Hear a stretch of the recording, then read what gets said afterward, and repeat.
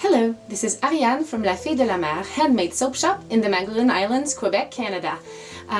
Today I'm going to make a video on making solid shampoo bars. I will make a 20-pound batch of soap that will give me 64 bars of soap in the end. I have a couple different solid shampoo recipes that I make, and this one I'm going to show you today is a saltwater shampoo bar.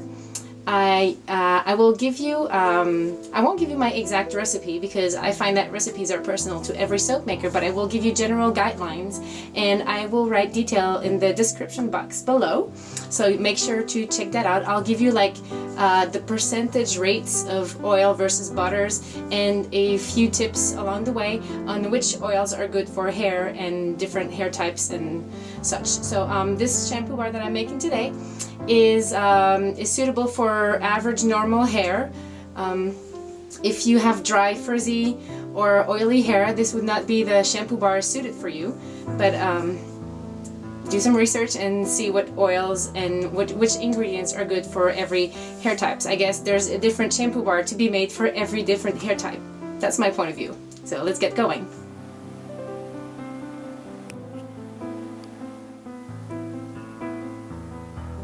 Okay, so the first thing I did a couple hours ago, I pre-mixed my lye and my salt water solution. If you don't know about which kind of salt water to use, I use filtered seawater. I'm lucky enough to have a supplier like actually next door, so I'm sure that there's no impurities in my salt water, seawater, whatever.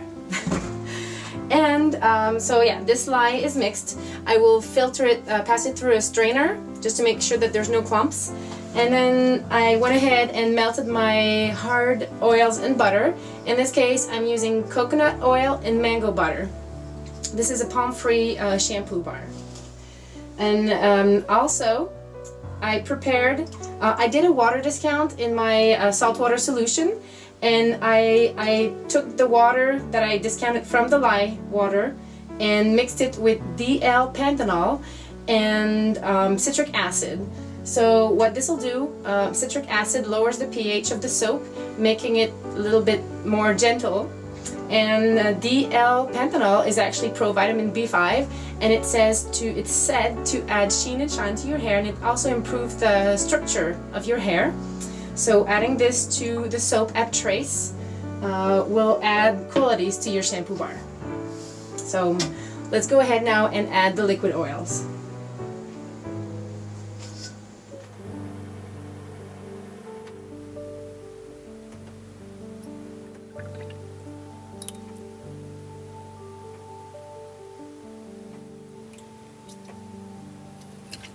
If you don't have filtered seawater on hand and you want to make a saltwater shampoo bar, I recommend that you use distilled water and that you dissolve some sea salt into it. You can call this then a brine shampoo bar. Brine is the mixture of salt and water. And then you can choose like how concentrated your salt water will be.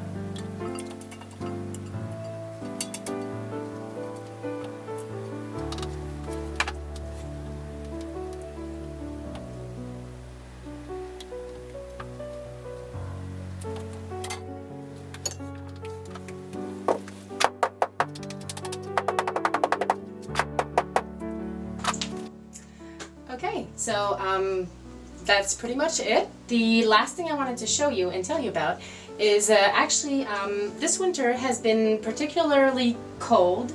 Up here we had tons of snow, and my workshop is in the basement of my home, and it did get a little bit colder in here, and it was harder to keep the place heated enough. And I noticed that this year when I was making my soap, when I unmolded, the soap didn't gel all the time, all the way to the edges. So what this creates is that when you cut the soap, you have like the outer side of the soap, which is lighter, and the inside of the soap, which is darker, which is not that bad in itself, but it's aesthetically, it's not an even color. So I went to the hardware store and bought some styrofoam sheets. It's a thick, 1 inch thick, and I created a box that fits right on top of my molds. This way I can insulate my soap. It fully gels, and then when I unmold it, I have an even color soap bar. So let me show you what I did.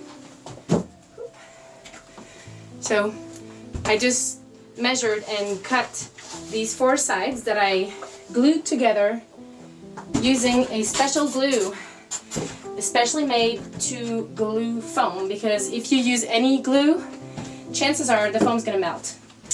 And then I just used a separate part for the top, so I can choose to insulate totally, or if I have milk or honey or ingredients that tend to heat up more than usual, I can leave the top open, or just leave it closed for a few hours, then open it and let it sit there for 24 hours. So I'm gonna put the top on this one.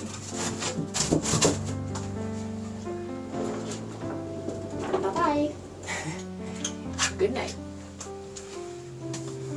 Hi guys, it's 24 hours later and the shampoo bar are ready to be cut. I've already unmolded them, so I'll just show you the way it looks, and I'll cut it and then put it on the drying trays. Or actually, no, I can't put it on the drying trays. I have quite a bit of a problem right now. I'm out of trays. Some of my soaps are drying on the table, but next Monday we'll take out the soaps from the drying trays that have been there for 4 to 6 weeks, and then I guess I'll have a couple extra trays. But man, I have so many soap made right now, I'm running out of place to put them. So anyway, let's cut this loaf.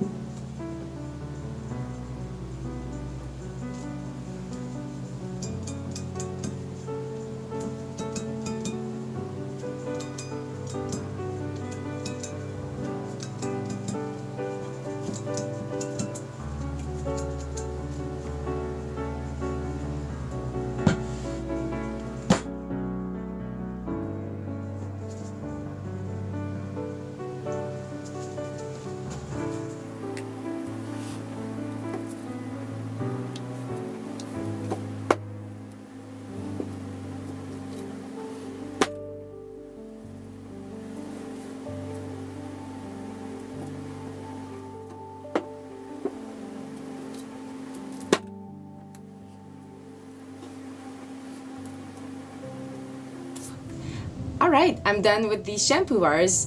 I only made 64 because, I don't know, I wasn't that motivated yesterday, and since I was making a video, I didn't want the camera to get too much in my way, so I decided to make only 1 batch. I think I will go for a second, especially since I'm going to be making and selling conditioner in my shop this year.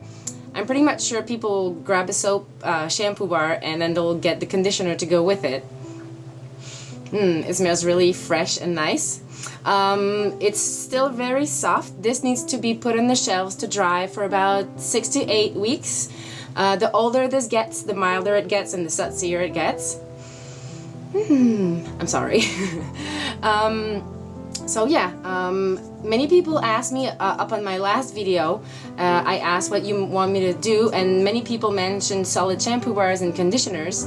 I will do a conditioner video, but that will be only in a few weeks because I'm still waiting for my jars and bottles to get here. If you remember, I had a fire back in September and all my bottles and jars got thrown away because they had smoke residue.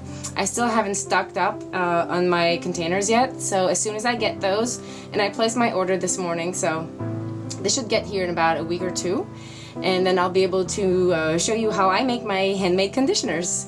I hope you enjoyed this video, and until next time, take care and use handmade soap.